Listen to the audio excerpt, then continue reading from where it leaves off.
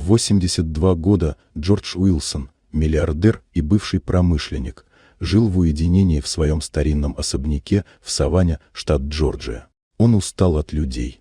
За последние десятилетия его обманывали родные, партнеры, врачи и даже слуги. Каждое предательство оставляло шрам. В итоге он отгородился от всех, окружив себя только камерами, системами безопасности и одиночеством.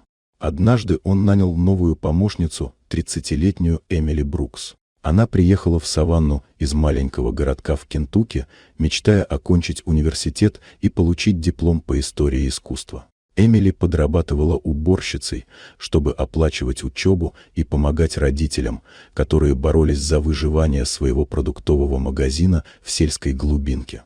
Уже на следующее утро Уилсон решил провести испытание. Он специально оставил сейф в своем кабинете открытым, а внутри $5 миллионов наличными. Сам спрятался на чердаке и включил наблюдение. Он ждал, как и прежде, что девушка не выдержит. Эмили вошла в кабинет, убиралась методично и вскоре заметила открытый сейф. Однако вместо того, чтобы подойти ближе, она сразу позвонила секретарю Уилсона и сообщила, что тот, вероятно, забыл его закрыть. А после принесла стул и села напротив, чтобы охранять деньги до его возвращения. В течение дня она даже не отходила обедать в кухню, а перекусила прямо там, не оставляя сейф без присмотра.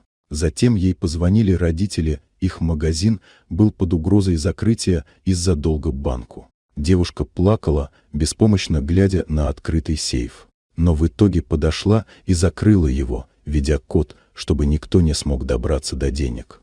Позже вечером Уилсон спустился и сделал вид, что только вернулся. Но в кабинете он открылся. Сказал, что это было испытание, и она первая, кто его прошел. Он протянул ей конверт с $50 тысячами. Эмили отказалась, сказав, что просто поступила по совести. Тогда она призналась, 2 года назад ее двоюродному брату оплатили срочную операцию на сердце. Благотворитель остался анонимным. Но Эмили случайно узнала, что это был Джордж Уилсон. С тех пор она мечтала поблагодарить его лично и поэтому специально откликнулась на вакансию. Уилсон был поражен. Он думал, что никто не помнит о его добрых делах. Он открыл сейф, достал документы и показал Эмили. Он уже изменил завещание. Теперь она становилась наследницей не только части состояния, но и управляющей его благотворительным фондом, который он создавал десятилетиями. Эмили была потрясена. Она не считала себя достойной. Но Уилсон сказал, что именно поэтому и выбрал ее за честность, скромность и искреннее желание помочь людям.